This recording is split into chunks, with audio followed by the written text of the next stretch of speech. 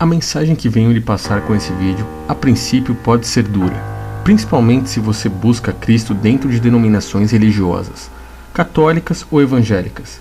É duro dizer, mas dentro desses locais mentiram para você. Eles distorceram praticamente todos os ensinamentos do Messias e os fizeram crer em muitas coisas.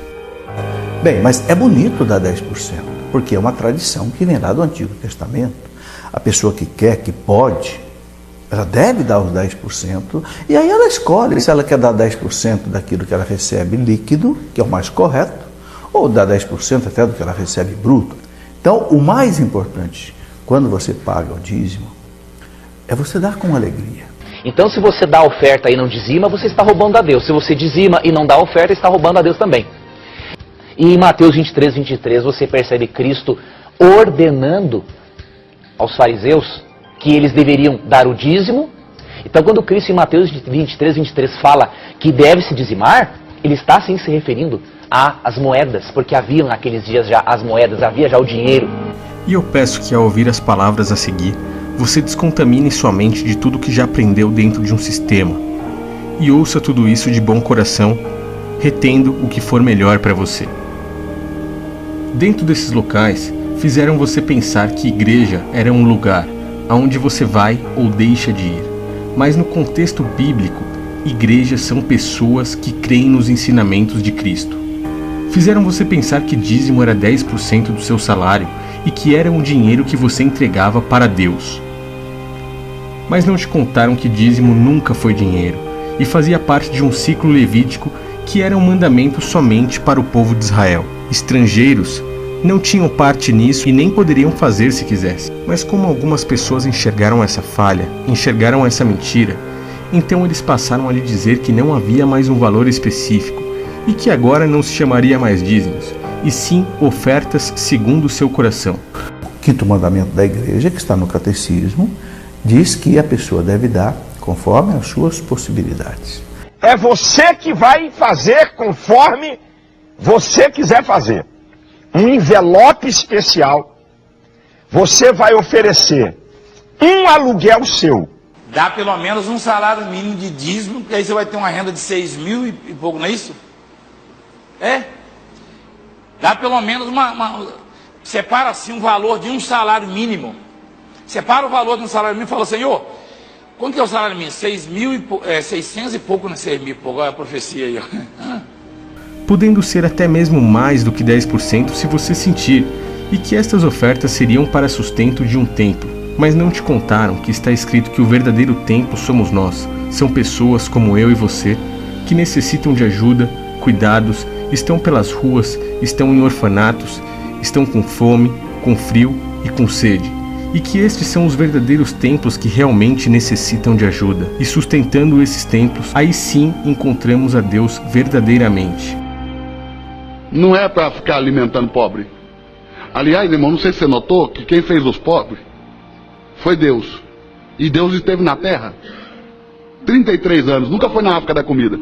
Eles querem que você sustente um templo de pedra, o qual os apóstolos nos mostraram que Deus não habita e nunca habitou.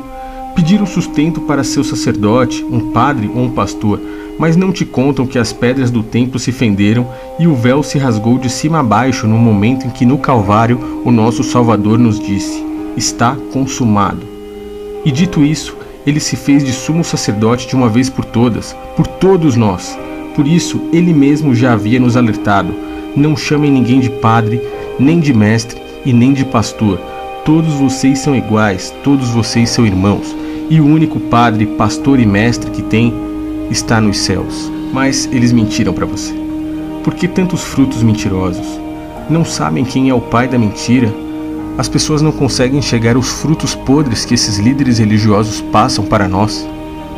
Eles cegamente te fizeram sustentar o templo de pedra, te fizeram sustentar um sacerdote homem, invalidando o ensinamento e o sacrifício do Cordeiro. Eles te aprisionaram com doutrinas físicas, sendo que o Pai é Espírito. Você fez isso em troca de mensagens que massageavam o seu próprio ego. Olha que pergunta tão séria, olha. Se estou dando dízimos há anos e a minha vida financeira não muda, o que há de errado comigo?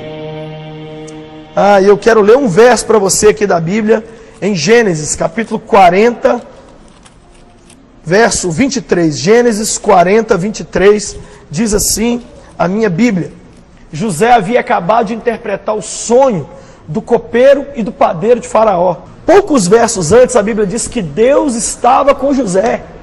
Sendo que o próprio Cristo nos disse que bendito seja o que se fizesse do que os que queriam ser maiores. Dinheiro, a solução dos seus problemas físicos e materiais, seguindo a este Deus religioso. Participar dessa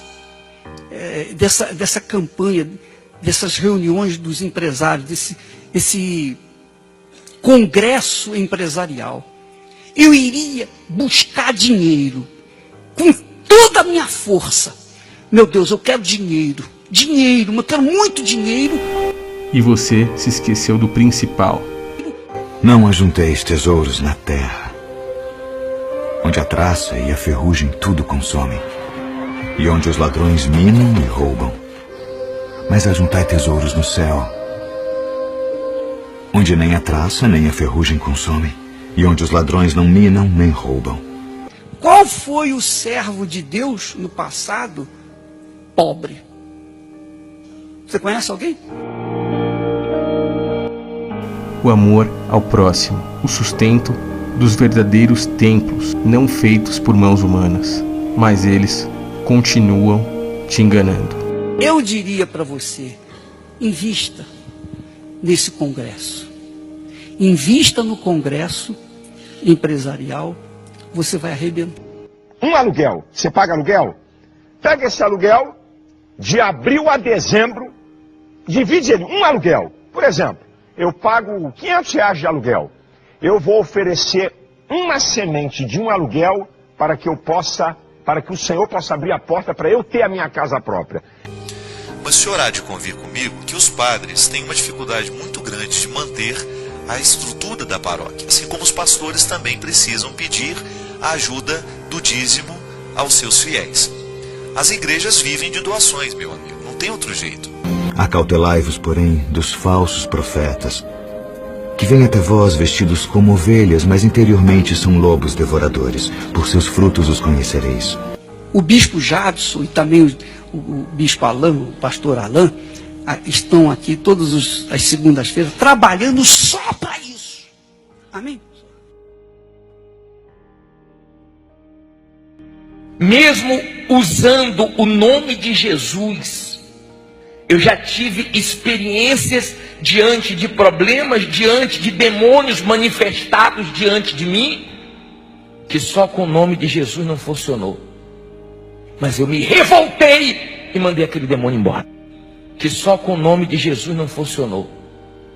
Mas eu me revoltei e mandei aquele demônio embora. Muitos me dirão naquele dia: Senhor, Senhor, não profetizamos nós em Teu nome, e em Teu nome não expulsamos demônios, e em Teu nome não fizemos muitas maravilhas? Então lhes direi abertamente: nunca vos conheci. Apartai-vos de mim, malditos, para o fogo eterno preparado para o diabo e seus anjos, porque tive fome e não me destes de comer. Tive sede e não me destes de beber.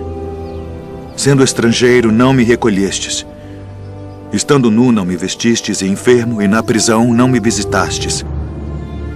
Então eles também lhe responderão, dizendo: Senhor, quando te vimos com fome, ou com sede, ou estrangeiro, ou nu, ou enfermo, ou na prisão, e não te servimos? Então lhes responderá, dizendo: em verdade vos digo que quando a um destes pequeninos o não fizestes, não o fizestes a mim. E irão estes para o tormento eterno, mas os justos para a vida eterna. Eu sou Thiago Lima, e se é a sua primeira vez aqui nesse canal, eu peço que você se inscreva. Talvez com apenas uma mensagem você não consiga entender as palavras que quero passar para você. E peço que você também se compadeça do seu próximo que esteja dentro desses apriscos religiosos. Compartilhe com todos eles esta mensagem. Não se restrinja. pois da mesma forma que você conseguiu se libertar, eles também merecem ser libertos e não podemos deixar nossos irmãos presos às garras desses lobos devoradores. Um grande abraço a todos.